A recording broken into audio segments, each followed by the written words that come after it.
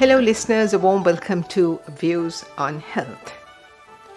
Tonight on the program we have Dr. K.A.M. Ariyaratne, consultant mineralogist of the National STD AIDS Control Program of the Ministry of Health.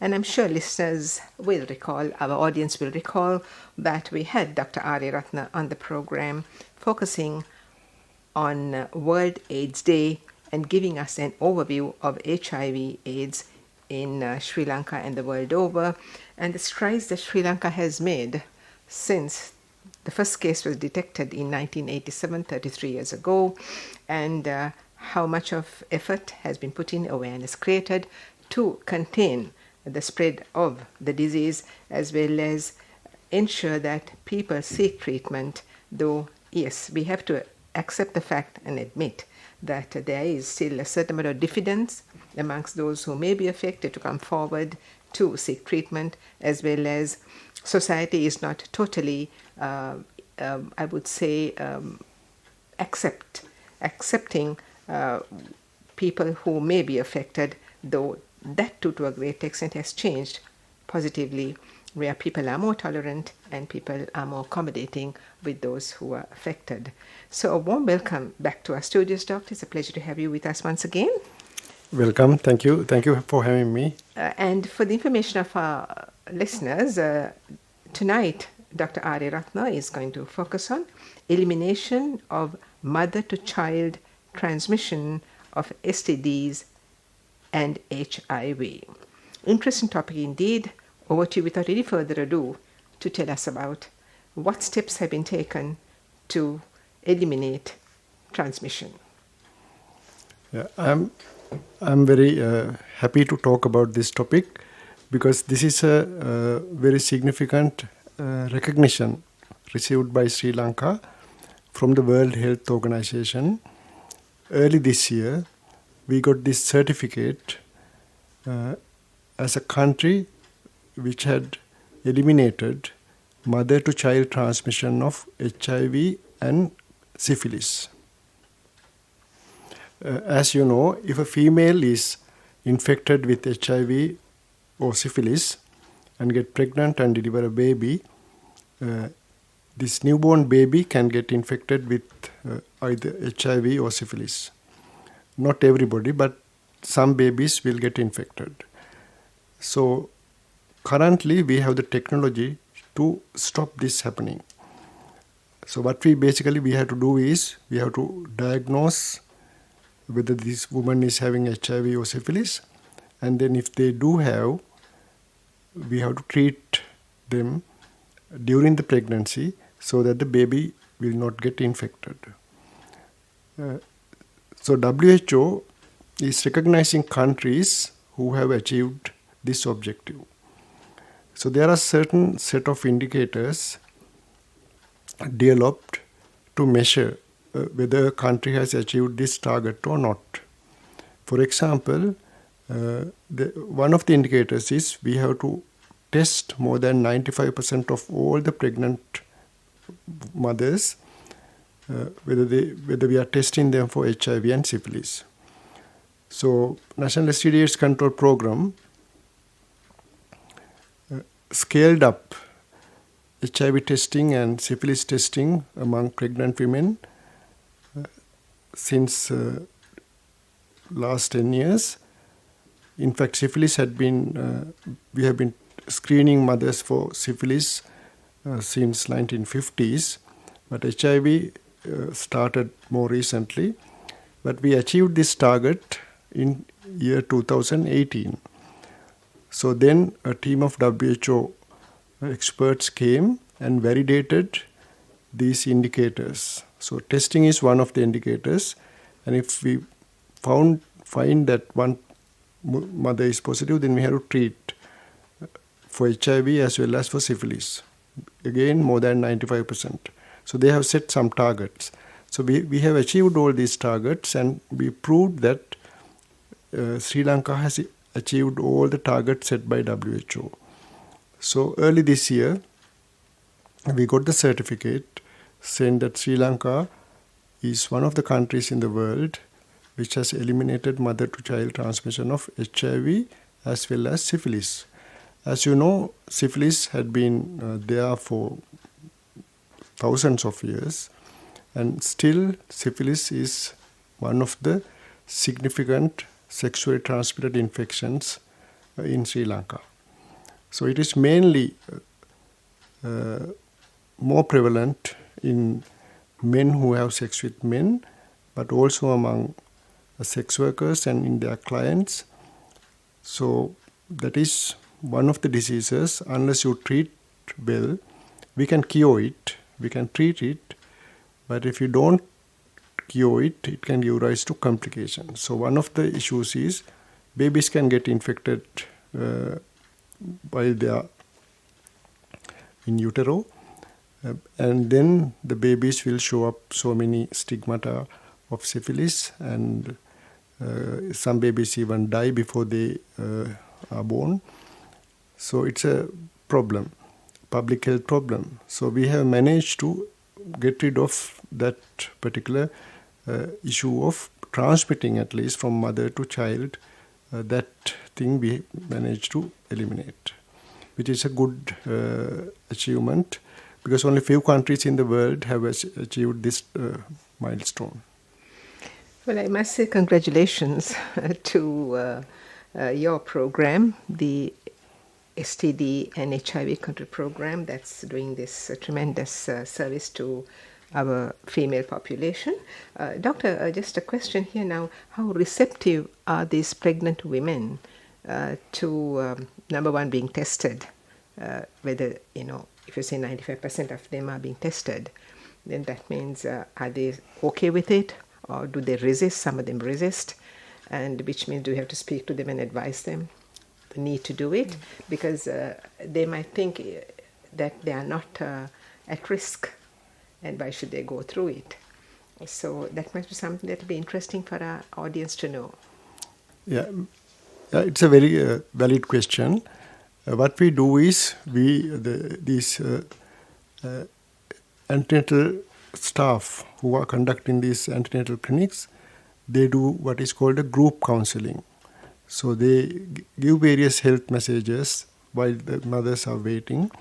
So one of the important messages is the importance of getting tested for these two conditions. And usually, like mothers all over the world, Sri Lankan mothers especially will do anything to protect their unborn babies. So there are almost no hesitance from the mothers.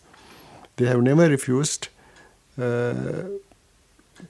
because what we say is, it's okay, we know that most of the people are not at risk, but it's good by chance if somebody is positive, at least the baby can be saved.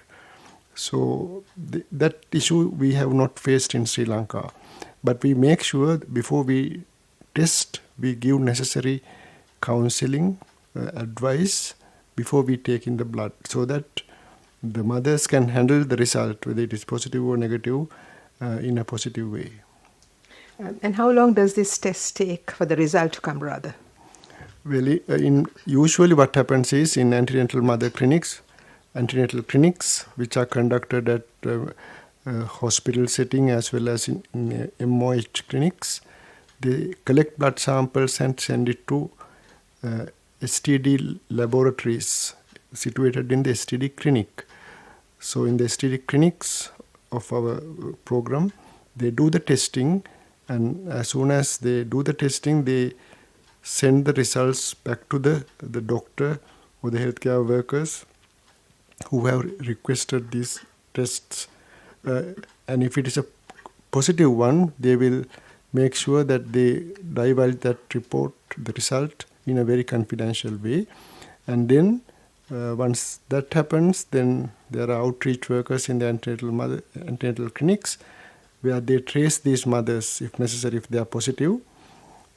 And then they get down the mother, do the counseling and get another blood sample and make sure that it is really positive, and then offer the treatment. So by doing that, we have averted all the babies from getting infected with HIV or syphilis. So that is the usual way. It might take about 1 week for mother to know the result, because we are not doing a rapid test. What we are doing is a conventional test. We collect the sample, because not only for these two diseases, there are other tests also has to be done. For example, the hemoglobin, the blood type, the sugar, those blood tests. So they take one blood sample and do all these tests from that sample. And doctor, how long does this treatment go on? Supposing, okay, in the worst case scenario, a pregnant woman is positive, test positive. And so HIV is one thing, syphilis is another thing. Taking one at a time, if you take focus on HIV, as in HIV, of course, your treatment is for life. And so that will continue. But again, as the woman is pregnant, there may be different methods of treating as against treating another woman who may be HIV positive. Yeah, but as far as HIV treatment is concerned, irrespective of the pregnancy status, we have to initiate treatment immediately and continue for the rest of their lives, because there is no cure at the moment for HIV. So definitely, mostly these mothers or women get infected from their partners most of the time. So we make sure that we test their partners as well. Sometimes the partner is positive, and sometimes the previous baby also may be positive. So we test the family and cater. I mean, we provide services to the entire family that we do. So during the pregnancy and after the pregnancy, we continue the antiretroviral treatment, the treatment given for HIV. Regarding syphilis treatment, usually it is given, the first line treatment is benzathine penicillin injection. So if it is a newly acquired syphilis, we give just one dose of one injection. That's it. And if it is a late acquired one, we give 3 injections. So we can cure syphilis, and that is it. And then we also treat the baby, assuming that baby got infected. In spite of the fact that we treated mother, we don't leave even a little chance. We treat the baby also. And then we make sure that we test partner of the woman and other siblings as necessary, and make sure that we manage all of them, because otherwise we can't just treat one person in a sexually transmitted disease and think that that's the end of the management. We have to make sure we look after their spouses and families as well. So here, doctor, this facility is being provided in the government hospitals. Yeah, it is provided wherever there are antenatal clinics, not only government, even in the private sector, because this WHO team especially interested whether this facility is available in both government and public sector hospitals. So they also visited public sector hospitals also, because whether the mother is going to most of the mothers go to government, over 90%, but certain percentage, maybe 5%, maybe get delivered in the private sector. So it is the duty of the private sector hospitals also to do the testing. So we made them aware about the importance of this elimination process, and we got them also involved.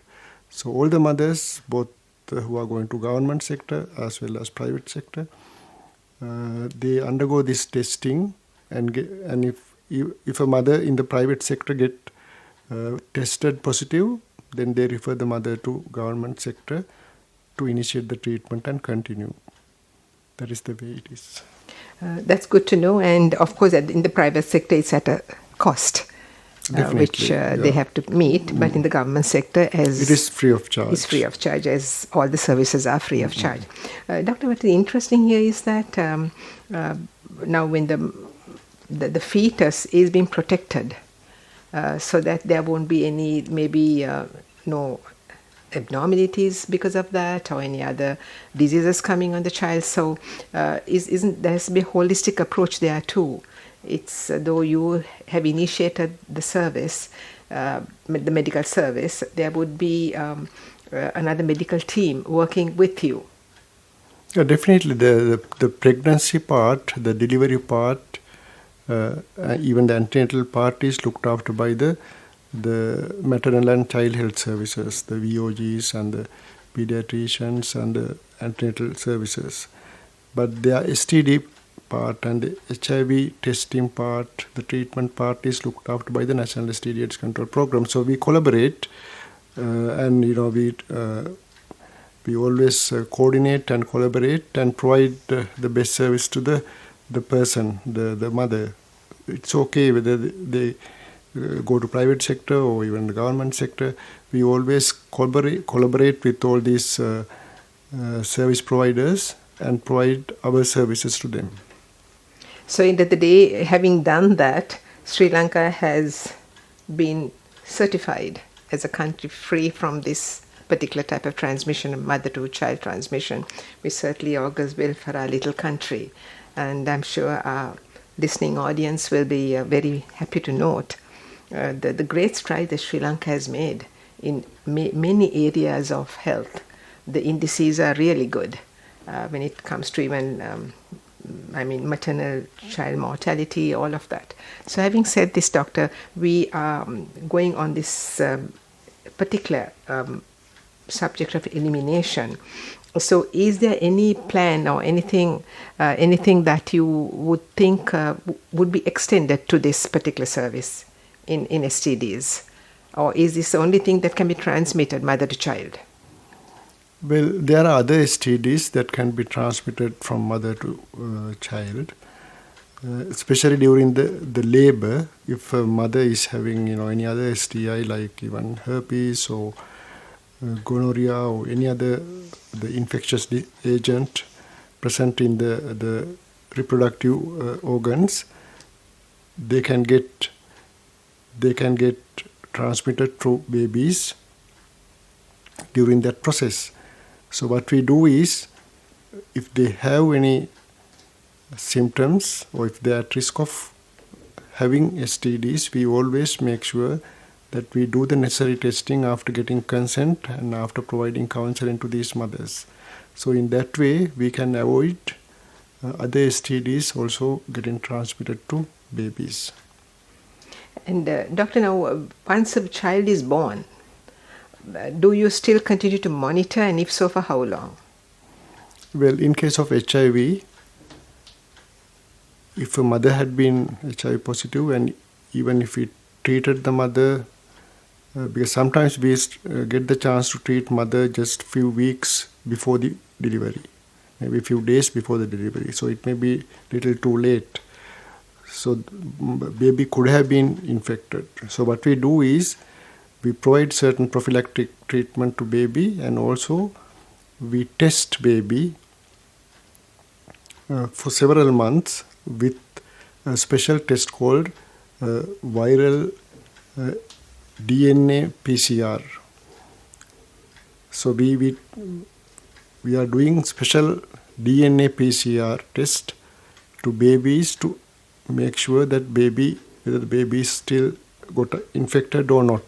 So if the baby got infected, then again we have to initiate antiretroviral treatment for the baby and then continue the treatment. So there are some children, so maybe around 40-50 children who are infected and receiving this treatment. Now some of them have gone to school and some of them have finished school and now working.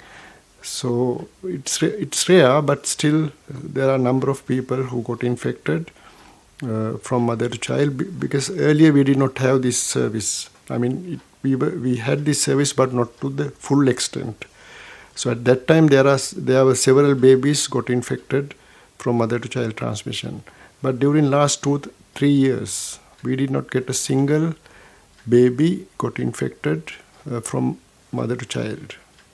Because babies have not done anything wrong and they should not get infected. That's not fair. So that is why we make special effort to prevent that happening. So now just focusing briefly on treating the babies in the worst case scenario where they have tested positive because it's been transmitted from the mother.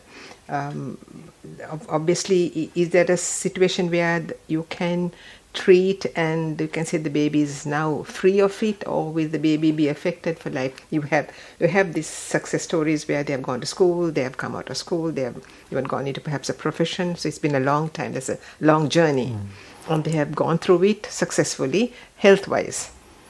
Exactly, but the problem is, as far as HIV is concerned, still there is no cure.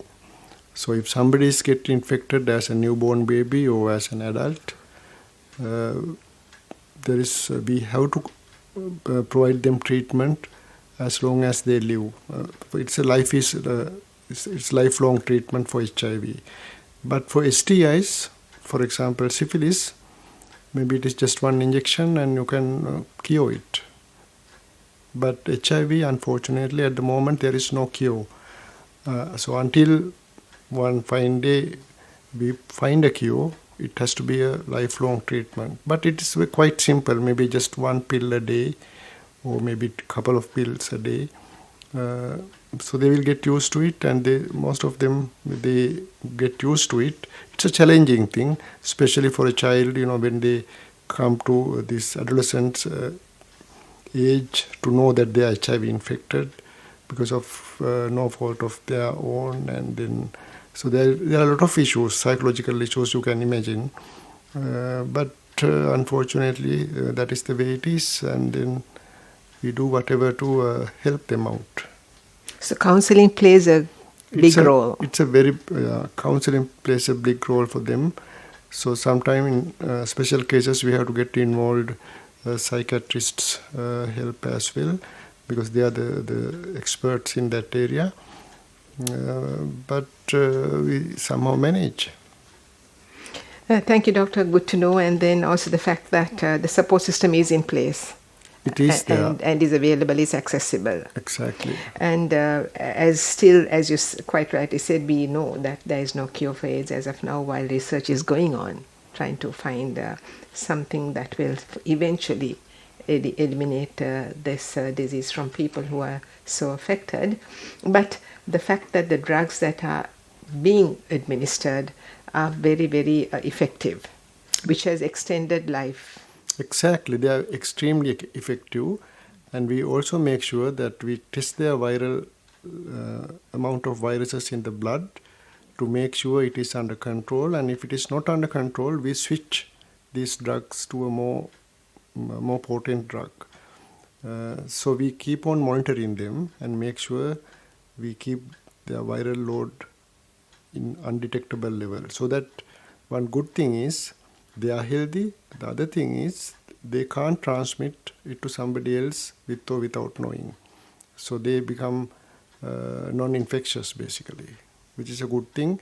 And now the strategy of eliminating, in fact, the world has planned to end AIDS epidemic by 2030.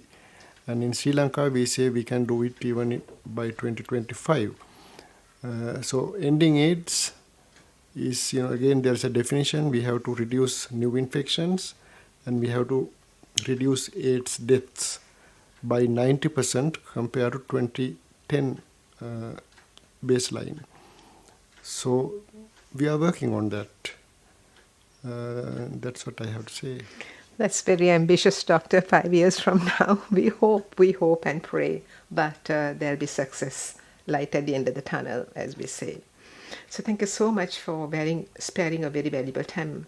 Once again to you, Dr. K.A.M. Ariyaratne, consultant venereologist of the National STD AIDS Control Program, Ministry of Health, for being with us in our studios and sharing your expert knowledge and insight and the progress made on elimination of mother-to-child transmission of STDs and HIV. Thank you so much, Doctor. Thank you. We appreciate it. We look forward to your presence in the foreseeable future. Thank you very much. And once again, all the best to your campaign so that the scourge of this problem will eventually be eliminated from Sri Lanka. My thanks also go to Tarindu Disanayaka for technical assistance. Thank you, Tarindu. I'm Fatima Razi Kader. Saying good night and hoping to catch you next Monday, same time on Views on Health.